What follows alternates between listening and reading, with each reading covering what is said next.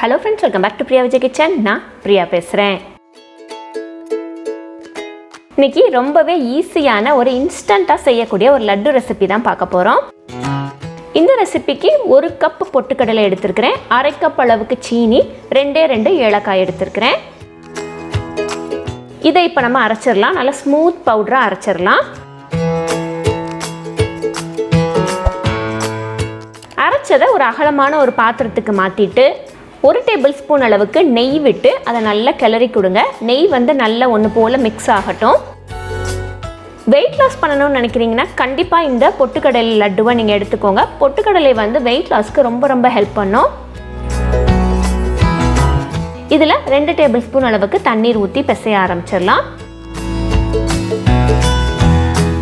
இந்த மாதிரி கிரம்பிள் பண்ணி பிசைஞ்சு விட்டுக்கோங்க. இப்போ உருண்டை பிடிக்க ட்ரை பண்ணலாம். உருண்டை பிடிக்க வரல அப்படின்னா நீங்கள் கூட ஒரு 2 டீஸ்பூன் அளவுக்கு தண்ணீர் ஊற்றிக்கலாம்.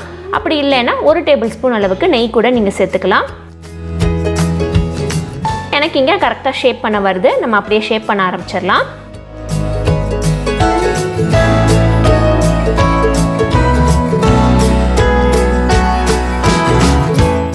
அவ்வளவுதான், ஒரு சூப்பரான இன்ஸ்டன்ட் லட்டு நம்ம செஞ்சு முடிச்சாச்சு.